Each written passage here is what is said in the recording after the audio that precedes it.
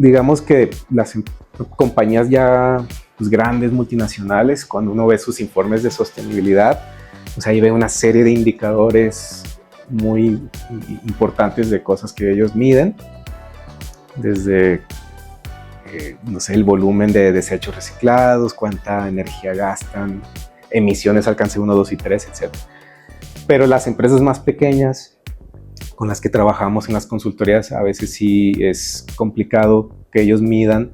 Yo creería que vamos en un paso ya hasta incluir el medio ambiente, incluir las familias de nuestros trabajadores, nuestros colaboradores. También hay cositas que se pueden hacer como tratar de cosas tan simples como eliminar los backups ya muy antiguos que no estén usando espacio ahí en el servidor, o tratar de conseguir proveedores de tecnología que tengan algunas certificaciones o que tengan objetivos de net zero.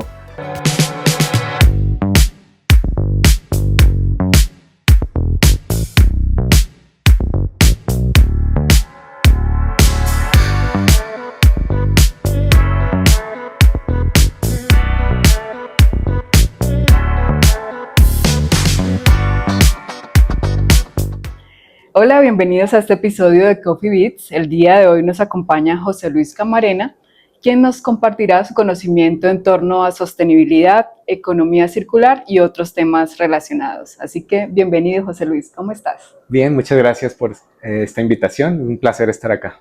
Gracias por acompañarnos y es un honor tenerte acá compartiendo conocimiento acerca de esta temática tan interesante. Así que cuéntanos un poco de ti, quién eres, cuál es tu conocimiento específico, a qué te dedicas, tu signo zodiacal. Okay. Cuéntanos un poco de ti. Listo, muchas gracias Vanessa y al equipo aquí de EDEA por la invitación. Muy contento de estar acá y pues bueno, mi historia breve sería algo así como que yo soy, pues actualmente me desempeño como docente e investigador en la Facultad de Administración de Empresas de la Universidad Externa de Colombia. Hago parte del Centro de Sostenibilidad de la universidad. Ellos tienen, digamos, recientemente se creó un centro que aglomera todas las unidades académicas o facultades y yo represento la Administración de Empresas ahí. Entonces, recientemente publicamos una política de sostenibilidad que no tenía la universidad. Estamos priorizando ODS, estamos montamos una página web donde toda la parte de sostenibilidad de la universidad está ahora ya en un solo lugar, porque antes lo que ocurría era pues que cada unidad hacía como por aparte sus cosas. Entonces, el objetivo del centro pues es tratar de juntar todo coordinado, etcétera. Mis temas de investigación fuertes, digamos, son la sostenibilidad empresarial, responsabilidad social empresarial, economía circular. También me gusta la parte de estudios de futuro o prospectiva estratégica y el pensamiento sistémico o eso aparte de dinámica de sistemas. Yo de profesión soy administrador de empresas turísticas y hoteleras, magíster en prospectiva estratégica por el Tecnológico Monterrey y doctor en gestión organizacional. También estudié en México en el Instituto Tecnológico de Sonora. Y digamos que mi tesis de doctorado se trató en responsabilidad social estratégica y por eso ahora estoy en estos temas, ¿no? También, como otro dato, dentro de lo que hago ahí en la facultad, últimamente estoy representando a la región Latinoamérica y Caribe en una iniciativa de los principios para la educación responsable en gestión, que PRIME en inglés. Haz de cuenta que eso es como una iniciativa de la ONU. Está el Pacto Mundial, el Pacto Global, y el Pacto Global tiene esa iniciativa que se llama PRIME, donde haz de cuenta que las facultades de administración o las business schools de todo el mundo se adhieren a unos principios, como los del pacto, pero específicamente para la enseñanza en las escuelas de negocio. Entonces, el externado de la facultad hace parte de esa iniciativa, PRIME, y yo recientemente estoy representando, te digo, al capítulo Latinoamérica y Caribe en una iniciativa para la enseñanza de liderazgo responsable que se llama Impactful 5 o Impactante 5. Se hizo un modelo pedagógico basado en la metodología Lego.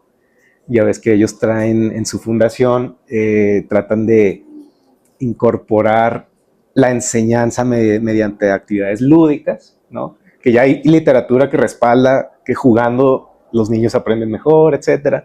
Y dijeron, bueno, ¿y qué tal si aplicamos esto a los futuros gerentes, ¿no? En formación. Y de ahí la Fundación Lego se unió con la Escuela de Harvard de Educación, una iniciativa que se llama Project Zero y Prime, para, digamos, tener esa retroalimentación de los profes de sostenibilidad y todo eso, y Harvard con lo de pedagogía, y ahí se hizo ese proyecto.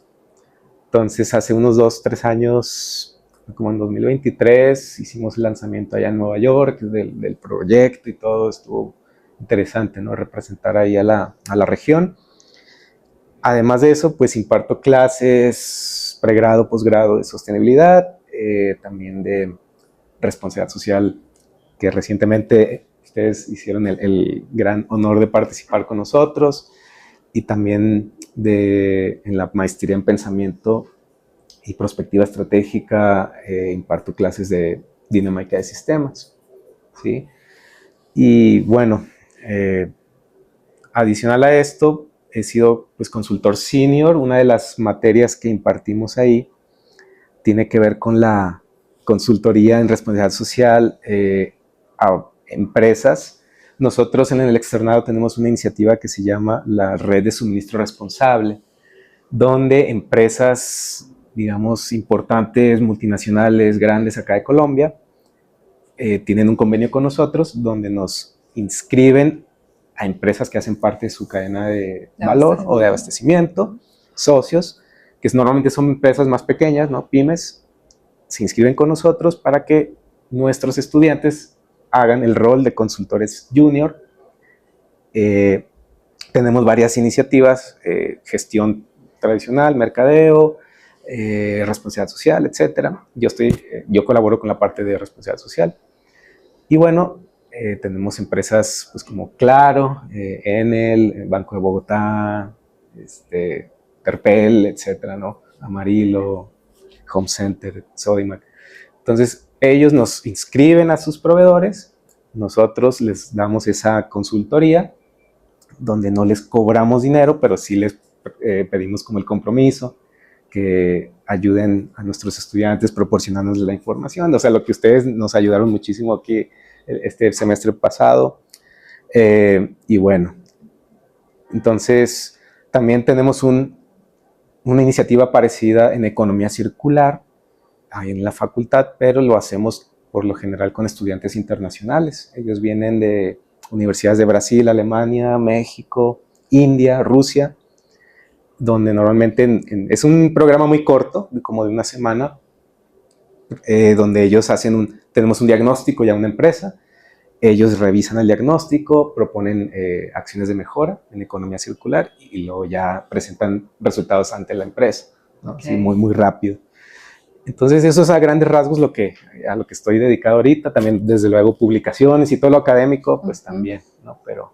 Ok, muy interesante, José Luis. Y justamente pensando un poco en la evolución que han tenido estos términos, ¿cómo consideras que hoy en día está ese entendimiento, esa adopción de estos términos en nuestra región, Latinoamérica, en nuestros países? Porque hace mucho tiempo pronto se hablaba mucho de cambio climático, pero pues con la transformación también basada en los objetivos de desarrollo sostenible han venido adaptándose a nuevos enfoques.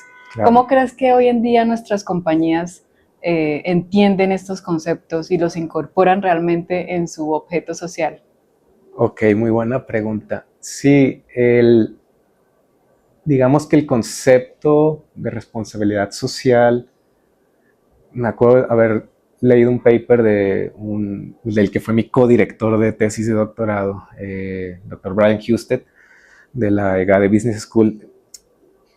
Tiene un paper que intentó trazar los antecedentes históricos de la responsabilidad social, y él encontró que desde el siglo XVIII ya había como evidencias de que empresarios, digamos, imagínate en esa época, ¿no? Donde no había ni legislación laboral ni nada, Entonces, en esa época, algunos empresarios pues daban algunas cositas que en su momento eran impensables, ¿no? Como un poquito más de salario mínimo, arriba del mínimo, o digamos en las mineras alemanas, como que era común que los obreros a veces se enfermaban, pues obviamente de estar trabajando en las minas, y en esa época era pues, de malas, ¿no? Entonces, poco a poco empresarios empezaron a preocupar un poquito más. En Inglaterra había una empresa de chocolates que les proporcionó vivienda cercana al lugar de trabajo de los trabajadores, por ejemplo. Henry Ford, pues que muy famoso por eso de pagarles más del mínimo a los obreros en esa época. Bueno, en el tiempo eso empezó a ser visto como filantropía, digamos así. Después apareció toda esta parte, esta corriente de Milton Friedman, quien decía que la única responsabilidad de las empresas era generar ganancias para sus accionistas, ¿no? Eso fue como en los 70s, esa famosa cita. Después vino como el otro bando, Edward Freeman, ¿no? Con su teoría de stakeholders, que dijo, bueno, no solamente a los accionistas hay que responder, sino a la sociedad en general. Y lo relevante de Freeman fue que esa idea de responder a la sociedad, pues ¿quién es la sociedad?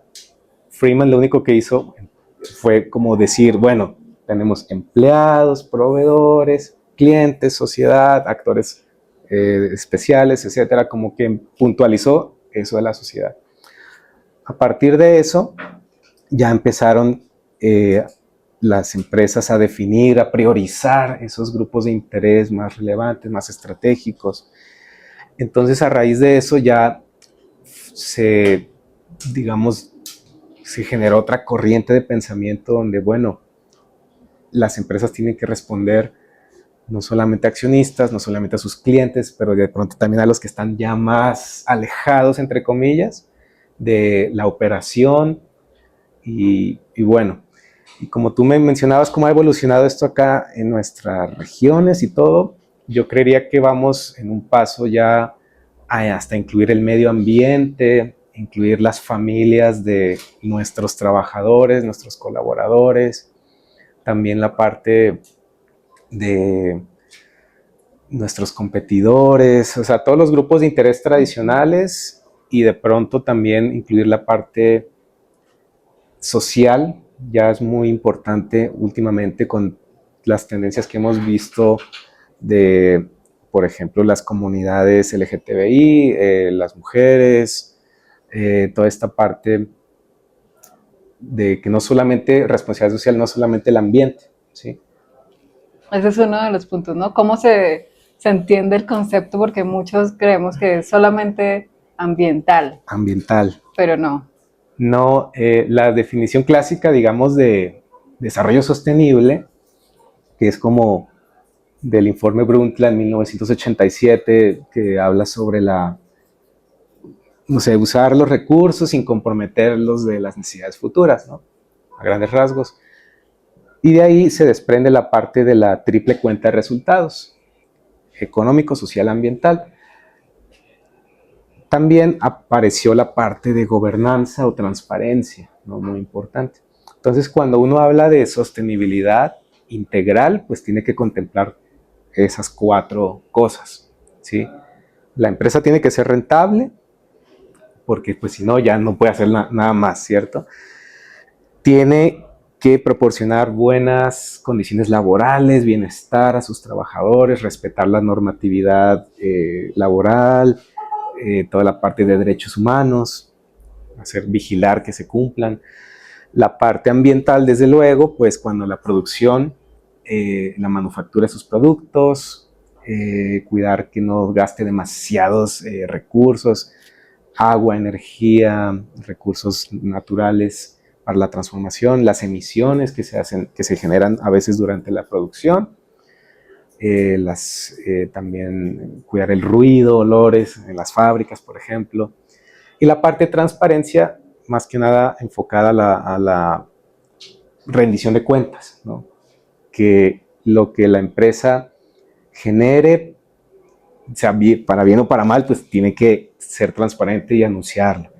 Digamos, no maquillar las cifras para los accionistas, cumplir bien con los impuestos, toda esa parte, tener una buena gobernanza, o sea, un liderazgo, ¿no? Responsable, y haciendo esas 4 dimensiones, pues uno puede decir que sí es en mayor o menor medida más sostenible, ¿sí? ¿Qué porcentaje, bueno, más que porcentaje, qué calificación le das tú a nuestra evolución de región latinoamericana de 1 a 5? ¿En qué punto nos ubicarías? Sí, me acuerdo que no hace mucho la Superintendencia de Sociedades sacó un reporte de las empresas. Bueno, ellas sacan varios reportes, pero uno de ellos tenía que ver con la responsabilidad social. Y todavía, digamos que en mayoría de las empresas ven la responsabilidad social como un poquito adicional, digamos, a lo que normalmente hace. Es decir, lo ven todavía como algo que es como accesorio, voluntario. No tienen, muchas de ellas no tienen un área especializada en sostenibilidad todavía, pero sí ha avanzado.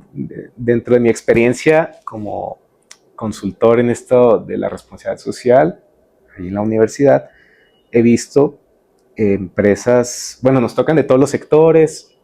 Últimamente nos han tocado varias de De TI, tecnología. sí, pero me da gusto reconocer que varias de ellas, como ustedes, ya tienen avances muy importantes en sostenibilidad. O sea, ya están conscientes de que hay que medir, no sé, la huella de carbono, tienen ya algunas políticas formalizadas en derechos humanos, anticorrupción, y eso es muy bueno. Pero otra de las cosas que veía en ese informe de las supersociedades, perdón, es que también se quedan mucho a veces en las políticas, En la ¿no? teoría. En la teoría, que tenemos nuestro compromiso formalizado, pero ya acciones concretas es más difícil encontrarlas, ¿no? También depende, obvio, el sector en el que estemos hablando. No es lo mismo una fábrica que rápidamente puedes identificar, no sé, Impactos. impactos o cómo solventar esos impactos, ¿no? Compro una máquina más nueva, más eficiente con la energía y listo, estoy ahorrando costos al mismo tiempo que ahorro consumo energético. Pero en una consultoría, en una firma de abogados, en una consultoría o en una empresa de TI, pues sí es un poco menos evidente, pero también se pueden hacer cosas. Y mira que a veces pasa que incluso en estas compañías que tienen una traza más tangible o más fácil de identificar en el impacto, también tienen su reto en las otras áreas de apoyo, ¿no? Es decir, esta misma fábrica que genera emisiones, Sí. su área de TI también, ¿cómo podría estar impactando eso o cómo podría colaborar, no ser un agente solo observador, sino también activo dentro del proceso? Y también hay reto ahí, ¿no? A pesar de que hay empresas que tienen más fácil de medirlo, de todas formas hay otros componentes que también lo generan, que lo hacen más difícil, Claro. que lo ponen más complejo. Y ahí justamente cuál podría ser el reto o qué consejo también podrías darles allí. Sí, a propósito de esto, varias veces me ha sucedido que, bueno, cuando hacemos el diagnóstico de una empresa que aparentemente no tiene impactos, me acuerdo de una empresa que era de consultoría y pues de esas, una oficina pequeña, ahí ubicada al norte de la ciudad, y el equipo consultor le preguntó sobre, oigan, ¿y qué hay de sus impactos de emisiones, no? Y ellos dicen, no, eso no nos aplica porque pues, nosotros somos una oficina, no somos una fábrica. Y los estudiantes dijeron, ok, no aplica.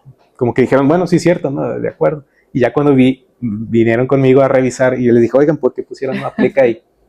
No, pues porque son una oficina pequeña, no tienen fábricas, exhaustos, así como chimeneas de humo. Y dije, ok, de acuerdo con eso, pero recuerden que están también las emisiones indirectas o de alcance 2 y 3. Y es como así, profe, ¿cuáles son esas? Son las que, digamos, que no las que produce directamente la empresa, sino que son la causa, digamos, de dónde obtiene la energía, quién se la compra, o cómo vienen los empleados a trabajar, vienen en autobús, vienen en bici, vienen en carro. Y dijeron, ok, ¿ellos miden eso? No, ok, entonces, o cada cuándo mandan a los empleados a capacitaciones o a visitar clientes. Y si no contabilizan eso, digamos que un solo viaje pues no es significativo, pero si durante el año haces una cantidad de viajes o cosas así, pues ya va sumando. Entonces ahí fue cuando yo le dije a la empresa, miren, es que está esta parte. Y dijeron, uy, sí es cierto, no lo habíamos considerado, ¿no? A veces mandan a capacitar gente en avión, etcétera, ¿no? Entonces esas cosas que aparentemente no tienen impacto, pues uno cuando ve un poco más a fondo, sí. Y lo que me comentabas sobre, bueno, ¿cuál sería el reto del área de TI, por ejemplo, o cómo puede colaborar? Pues sí, también hay cositas que se pueden hacer, como tratar de cosas tan simples como eliminar los backups ya muy antiguos, que no estén usando espacio ahí en el servidor, o tratar de conseguir proveedores de tecnología que tengan algunas certificaciones o que tengan objetivos de net zero a futuro, ¿no? Cositas como esas, con el efecto de interés compuesto famoso, que al principio parece poquito, pero ya cuando suma el tiempo pueden generar algún beneficio un poco más significativo. Sí, justamente tuvimos en un episodio anterior una conversación respecto a lo que emiten la carga de servidores, Sí. una cantidad enorme de servidores, o incluso el texteo entre las personas. Cada vez que tú envías un mensaje, la carga que tiene eso también. No somos conscientes de eso, No somos ¿cierto? conscientes, exacto. Pero hay un impacto, hay un trasfondo también de sostenibilidad allí. Totalmente. No por nada empresas como Google, Amazon, Microsoft, estas grandes, están considerando muy seriamente invertir en energía nuclear para alimentar esa demanda creciente de energía que necesitan, ¿no? Porque con todo y todo la energía nuclear, que si no se hace bien, pues claro, es un peligro, pero si se hace bien, con tecnología y todo, para que no pasen los accidentes, pues es relativamente limpia, ¿no?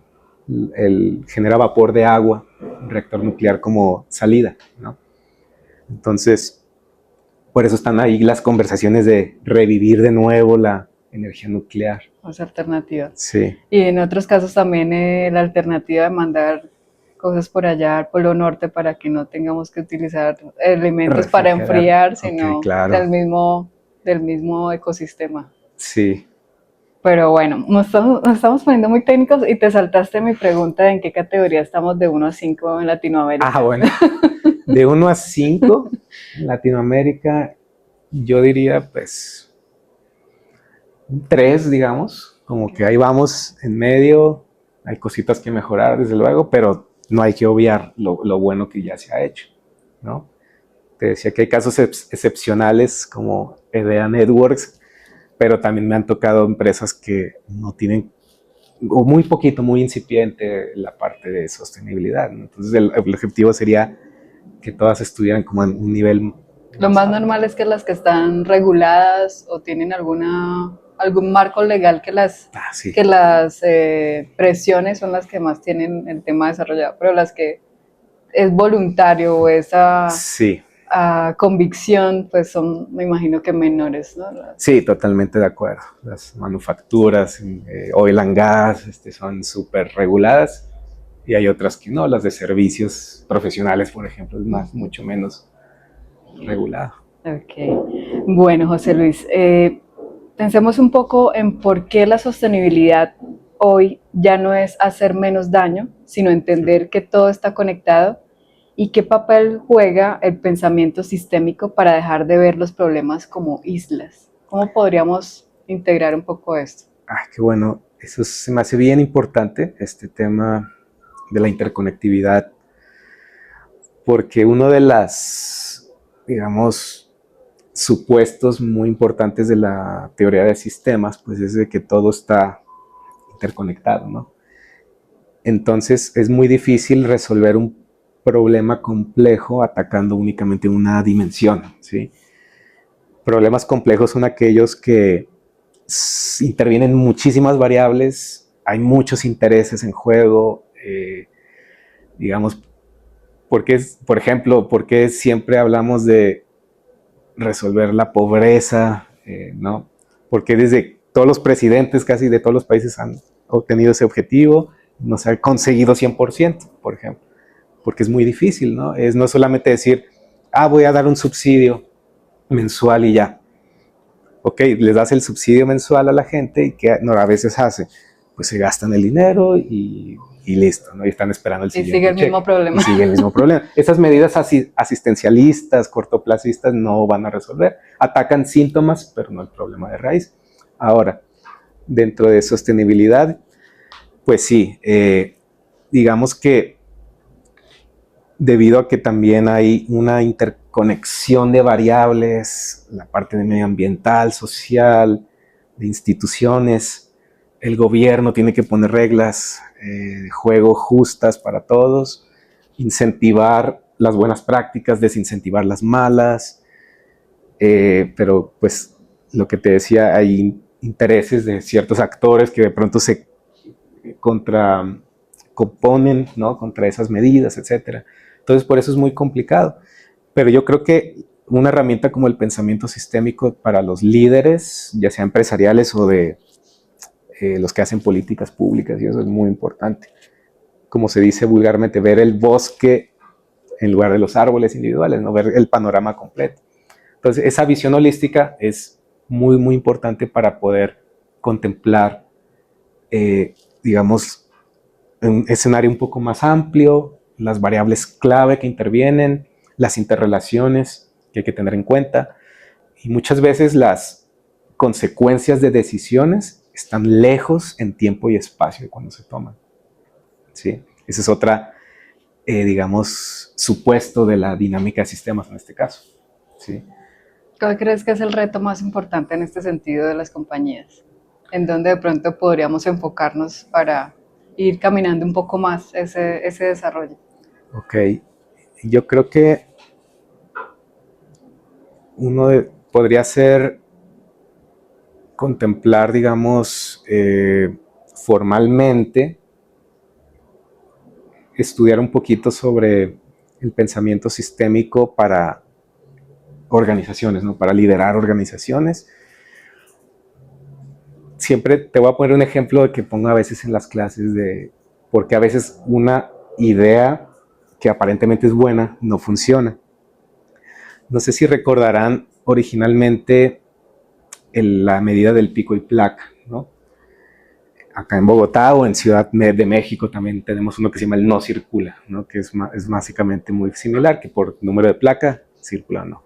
Entonces, probablemente en algún momento la alcaldía o vio que había un parque vehicular bastante amplio en las calles y dijeron, bueno, vamos a tener que limitarlo de alguna forma, ¿ok? Entonces vamos a usar esta opción de que dependiendo de cómo termine el número de placa, un día circula o no, listo. Entonces, si viéramos una gráfica en el tiempo de qué pasó cuando se implementó la medida al corto tiempo, seguramente el número de carros en circulación bajó bastante, ¿listo? Aparentemente todo iba bien. Pero luego, ¿qué pasó? La gente se dio cuenta, bueno, la gente pudiente se dio cuenta que, bueno, ¿qué tal si compro otro carro con placa par o impar, dependiendo? Entonces ahora voy a poder circular diario. Y los que pudieron compraron otro carro, o ahora dos carros, y el problema se volvió a agravar, digamos. ¿Sí? Eso, en dinámica de sistemas, es un arquetipo que se llama soluciones que fallan. ¿Sí? Okay. Es como cuando hay una buena idea que aparentemente funciona, pero luego no. Otro ejemplo sería esa medida de control de natalidad en China que hubo como en los años 70 por ahí, que solamente permitían tener un hijo porque había una sobrepoblación, etcétera. Y ahora, ¿qué pasa? Hay una escasez de niñas, de mujeres en China y hay, por ejemplo, en postes así de luz, así hay gente que se anuncia como soy un buen posible esposo, ¿no? O sea, tengo tantos estudios, tengo empresa, no sé qué, porque ya hay tantos hombres, porque en ese momento pues preferían tener hijos varones, ¿no? Por la cultura, y ahora hay menos mujeres, entonces imagínate ese problema. Entonces, un reto es ese, no caer en la trampa como de las soluciones cortoplacistas que aparentemente son fáciles de implementar o populares. A veces las buenas decisiones son, en su momento no van a tener resultados buenos, pero en el largo plazo sí. Y ese es como de lo más difícil que toca hacer en los líderes, ¿no? Ver el corto versus el largo plazo. Y la dinámica cambiante. Lo que Sí, tú dices, de pronto lo que surgió efecto en algún momento, más adelante no. más adelante Y no. ese dinamismo de todos los sistemas hay que tenerlo ahí permanentemente en evaluación. Totalmente. Interesante perspectiva, José Luis. Sí, Y si la economía circular no es solo reciclar, ok. ¿cómo transformamos el diseño de un producto desde su origen para que el residuo sea en realidad un error de diseño? Ok, qué bien. Sí, la economía circular, muy de moda ahorita. Digamos que dentro de lo que pretende, según la Fundación Ellen MacArthur, que es una de las instituciones líderes en esto, o que promueve bastante, es la regeneración de sistemas, precisamente. Y ellos, como bien dice, sugieren que desde el diseño los productos deben ser ya pensados para la circularidad. Es decir, que un producto, en la medida de lo posible, no genere residuos. ¿Cómo hacemos esto? Pensando que el producto pueda ser de pronto actualizable, que se pueda desensamblar fácilmente, que sus componentes sean estándar de tal forma que puedas usarlos de otro producto en él. También menciona que sean reparables fácilmente, reacondicionables, remanufacturables incluso, de tal forma que se prolongue su vida útil y alentemos el ciclo, se dice, para evitar que rápidamente se vaya al vertedero, ¿no? Uh-huh. Entonces, desde el diseño, pues hay cositas muy, muy chéveres que se pueden hacer, como, no sé, hay ingenieros en materiales que ya están implementando pilotos de empaques no solo biodegradables, sino comestibles para las frutas, por ejemplo. De pronto, bueno, a base de algas y eso, que de pronto tal vez tú y yo no lo comamos así de una, pero por lo menos sabemos que no van a quedarse ahí cientos de años como el plástico, ¿no? Entonces, porque sí, otra de las maneras en que la economía circular promueve esto es que un solo producto se pueda usar, se llama como la intensificación de uso, que un solo producto se puede usar muchas veces por muchos usuarios. Esto lo vemos muy fácil en estas aplicaciones de movilidad, por ejemplo, que un solo automóvil puede darle servicio a muchos usuarios en un solo día. Imagínate cuántas veces alguien lo puede arrendar, ¿sí? O tratar de minimizar tener activos ociosos, ¿no? Imagínate una empresa que tiene una máquina, ella de pronto trabaja, no sé, de 8 a 6 de la tarde, digamos, y de 6 de la tarde en adelante está apagada la máquina y se la podría arrendar a un empresario un poco más pequeño que tal vez no tiene los recursos para comprar una máquina, pero de pronto sí para arrendar la máquina mientras no se esté usando, ¿no? Eso es como la parte de plataformas colaborativas de pronto. Y también está totalmente la sección de, digamos, lo que es la proveeduría circular, la logística inversa, que es la recuperación de los productos, materiales y componentes después de que acaban su vida útil. Ese es un reto porque las empresas normalmente batallan en convencer al usuario, en decir, oye, tráeme, ya que termines de usarlo, tráeme el Ponlo producto acá. Ponlo acá. ¿Qué hacen las empresas? A veces las de celulares te dicen, bueno, si me traes tu celular antiguo, te doy un descuento para el nuevo, ¿ok? Porque el antiguo tiene componentes todavía que funcionan y pueden servir, de pronto tienen oro, algunos minerales interesantes, o las de ropa, que vemos también las canecas de ropa, que traenos tu jean antiguo y a veces ni el cupón te dan, pero bueno, dices que estás colaborando con el medio ambiente y de pronto apelan a eso, ¿no? Y justamente ahí en lo que mencionas de tecnología, hay un concepto también muy sonado que es la obsolescencia tecnológica programada, ¿no? Sí. ¿Crees que eso puede ir en contra, a favor o cómo lo podemos ver? Ok, sí, ese es un tema controversial. Yo tengo entendido que ya la Unión Europea lo está regulando bastante, Pues digamos que para el usuario pues es malo porque claramente Todos sí, queremos renovar nuestro celular nos cada hacen año. renovar el celular, no tanto porque no sirva, sino porque ya de pronto empieza a ser más lentito, etcétera, ¿no?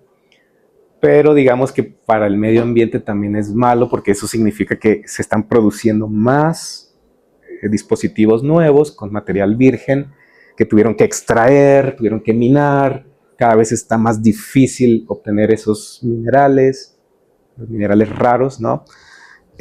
Cada vez es más costoso sacarlos porque ya están en lugares más difíciles de acceder, etcétera.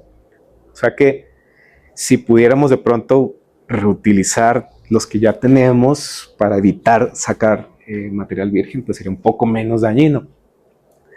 Y también digamos que de vez en cuando sí es bueno cambiar las tecnologías porque imagínate si todavía tuviéramos esos carros antiguos que gastan muchísima gasolina, ¿no? Por ejemplo, ¿no? O emiten Un más. V8, ¿sí? Entonces, o una nevera antigua, un aire acondicionado antiguo, esas tecnologías antiguas, pues tú dices, bueno, estoy preservando la vida útil del producto, pero también estoy gastando mucha más energía que un modelo nuevo, ¿no? Entonces hay una línea delgada entre que si es mala es buena, entonces depende cómo se mire. No es cierto. Eso me sonó a Fórmula 1, eso de V8. José Luis. Sí, Hay mucha, pero sí hay mucha discusión alrededor de esas nuevas tecnologías, con tema híbrido en carros también, que igual lo que tú decías ahorita, listo, ahorita tenemos esta solución, pero a largo plazo también hay un tema de que las baterías, cómo van a ser. claro. Bueno, hay mucho alrededor de esto y justamente en términos de digitalización. Uh -huh. ¿Cómo logramos que la digitalización, es decir, datos, inteligencia artificial, sensores, no sea solo un gasto extra, sino el sistema nervioso que permite que una empresa sea circular y eficiente en tiempo real? Ok, ahí también hay, bueno, digamos que claramente estas tecnologías van a ayudar muchísimo o ya están incluso ayudando a ser más eficientes en el trabajo, digamos, en las cositas operativas que normalmente hacíamos, pero también, como mencionamos hace un momento, todas esas consultas a la IA, pues tienen su costo, digamos, no contabilizado, ¿no? Los costos sociales. Eso también lo hablamos un poquito en una de las clases de posgrado que a veces impartimos. Hay veces que digamos, que existen unas cosas que se llaman externalidades, que son esos efectos secundarios a veces indeseados de la producción de un producto, un servicio, ¿no? O de brindar el servicio. Aquí en este caso, la digitalización pues ha ayudado mucho a preservar árboles, ya no tenemos cosas en papel, pero ahora necesitamos energía y agua para enfriar los centros de datos. Ahora, ya no necesitamos, digamos, también espacio físico para almacenar cosas, pero ahora ese almacenamiento está en la nube. Eh, También están estos riesgos ahora de ciberseguridad, por ejemplo, de manejo de datos sensibles, etcétera, que si no se hace bien, pues nos pasan cosas como el escándalo ese antiguo de Cambridge Analytica, ¿no? O lo que pasó con una EPS muy importante aquí no hace mucho también. Entonces van saliendo nuevos retos, ¿no? Conforme avanza la tecnología, ayuda a ciertas cosas, pero hay nuevos retos Impacta que en hay otro que... lado. Exacto, o sea, no hay nada perfecto. O sea, de todos los años que yo he estado estudiando esto, es que no hay nada ¿Y cuál perfecto. es la moraleja o la enseñanza? Si no hay nada perfecto, entonces, Pues nos toca seguir afinando cada vez más. O sea, darte cuenta de que no hay nada perfecto, saber qué es ese efecto, a veces secundario, como decíamos ahorita, es que no nos damos cuenta que mandar un mensaje nos gasta luz. Ya si nos damos cuenta de eso, pues ya uno es más consciente y de pronto ya no está abusando tanto de, de las tecnologías o de ver cosas en streaming y todo eso que genera algunos impactos, ¿no? Pero sí es complicado. es difícil, es un reto no Sí, menor. es un reto no menor definitivamente. ¿Consideras que es posible alcanzar metas de descarbonización ambiciosas sin usar herramientas digitales para medir y rastrear cada recurso en la cadena de valor? Uy, no creo. Sin usar herramientas digitales, la verdad sería muy difícil. Estas herramientas, pues, es lo que nos ayudan, es precisamente en tiempo real tener datos, tomar decisiones oportunas.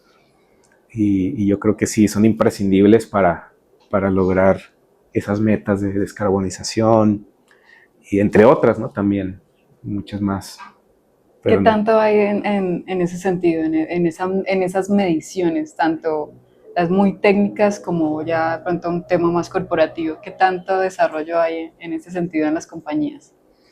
ok, de lo que yo he visto, hay, digamos que compañías ya, pues, grandes, multinacionales, cuando uno ve sus informes de sostenibilidad, pues ahí ve una serie de indicadores muy importantes de cosas que ellos miden, desde, no sé, el volumen de desechos reciclados, cuánta energía gastan, emisiones alcance 1, 2 y 3, etc. Pero las empresas más pequeñas con las que trabajamos en las consultorías, a veces sí es complicado que ellos midan, porque a veces nos tocan empresas que son, bueno, que no tienen muchas cosas formalizadas y realmente no es prioridad, lastimosamente, esta parte, sino más bien subsistir.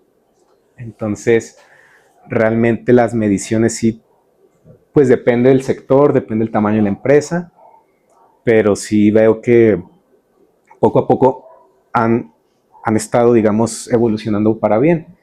Mucho de esto tiene que ver en nuestro diagnóstico que hacemos en la consultoría. Una parte esencial es los incentivos y presiones del entorno, como del sector productivo en el que se desenvuelve la empresa, porque no es lo mismo evaluar a la misma empresa que hace responsabilidad social sobre el sector productivo. ¿Qué le están pidiendo a empresas de tu sector a nivel mundial en términos de criterios ASG?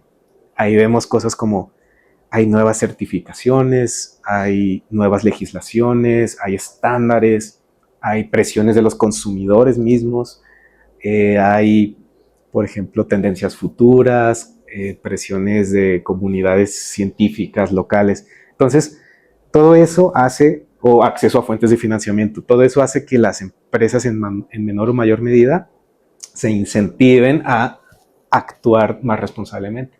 Porque a veces pasa de que, bueno, aquí en Colombia, de momento todavía no es obligatorio tener ciertas certificaciones, digamos la ISO 14001. Pero si un cliente muy importante europeo quieres hacer negocios con él, es muy deseable que tú como empresa tengas esa certificación, aunque aquí en Colombia no te la pidan. Pero si quieres tener acceso a de pronto clientes más exigentes, digamos, pues toca tenerla, Así ¿no? es. Entonces depende de ese tipo de cosas también que las empresas empiecen a cada vez más a medir o a hacer acciones, ¿no? Ahora se estaba hablando mucho también de las empresas B, ¿no?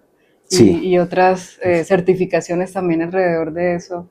¿Qué tan popular, qué tan sexy se ha vuelto este concepto o todavía sigue siendo muy desconocido? No, realmente han tenido bastante acogida acá. Es un movimiento global de una organización que se llama el B-Lab. Ellos, laboratorio, ellos certifican. Hay empresas de todo el mundo que tienen esa certificación. Digamos que sí han tenido bastante acogida acá en Colombia también. Hay empresas muy conocidas que ya tienen ahí su sellito, ¿no? De empresa B certificada.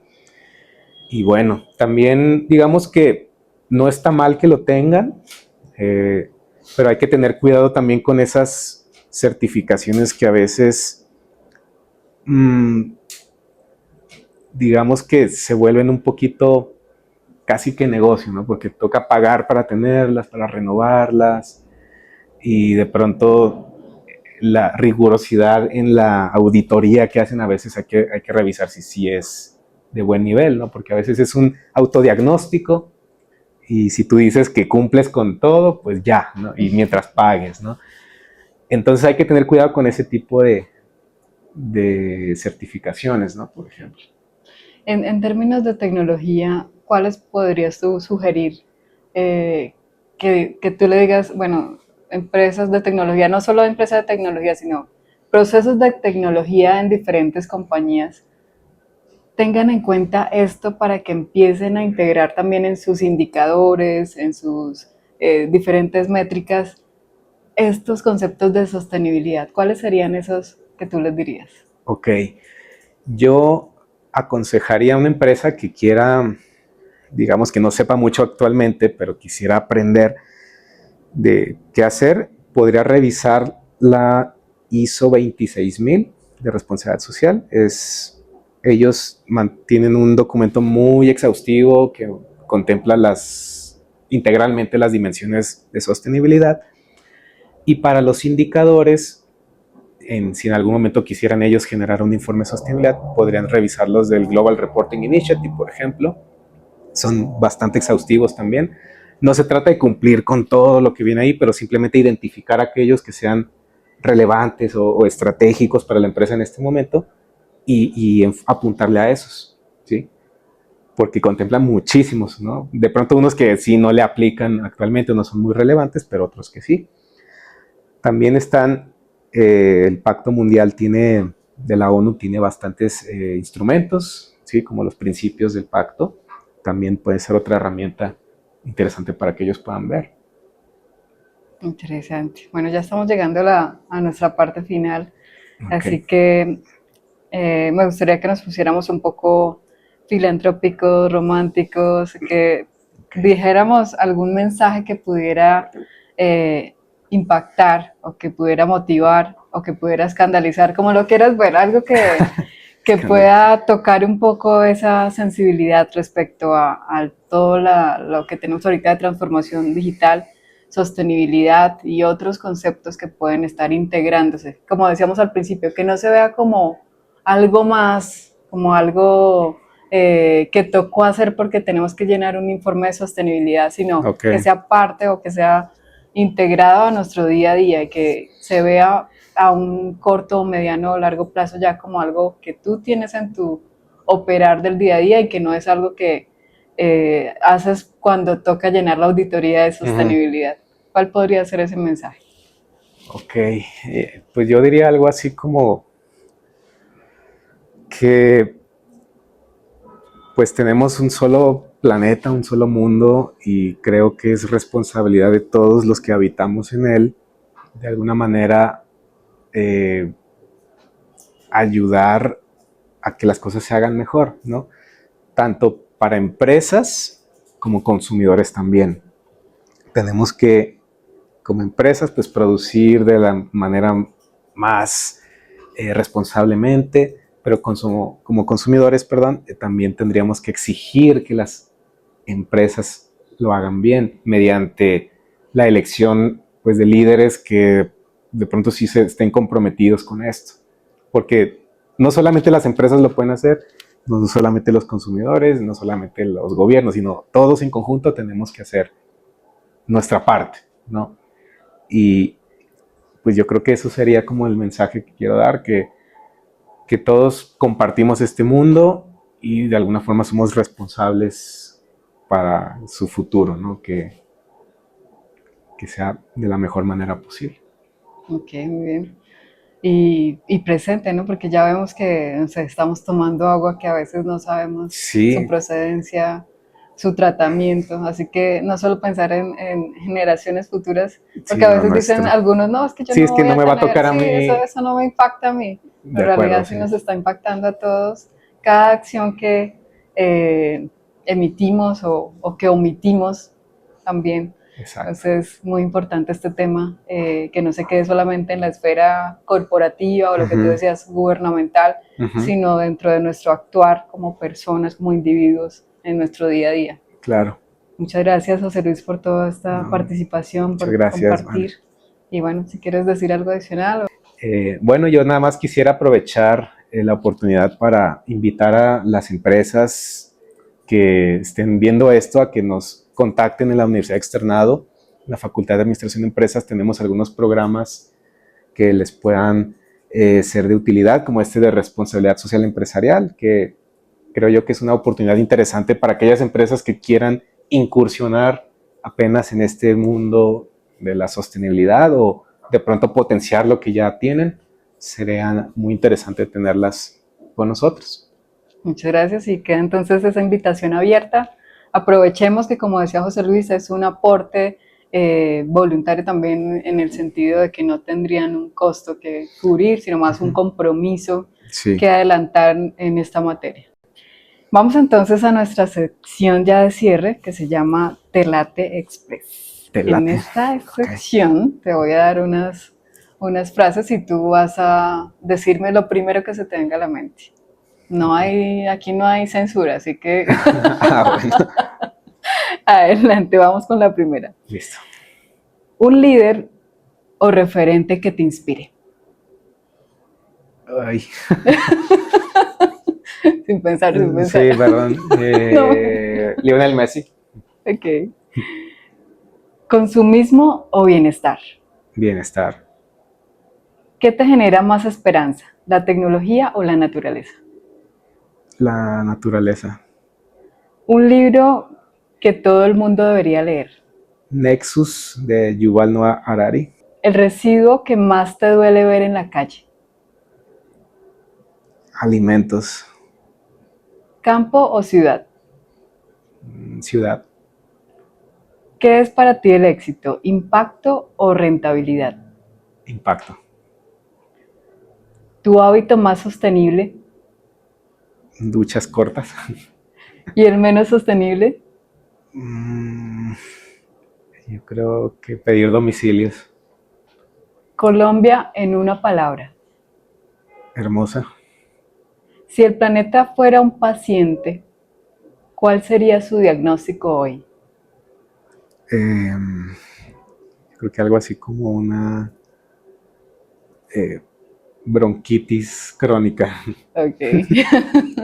Bueno, eso fue todo, José Luis. Muchas gracias. Vanessa, muchas gracias por tenerme acá. Muchas gracias a todos por acompañarnos en este episodio. Recuerden seguirnos en nuestras redes sociales y suscribirse a nuestro podcast. Nos vemos en uno próximo.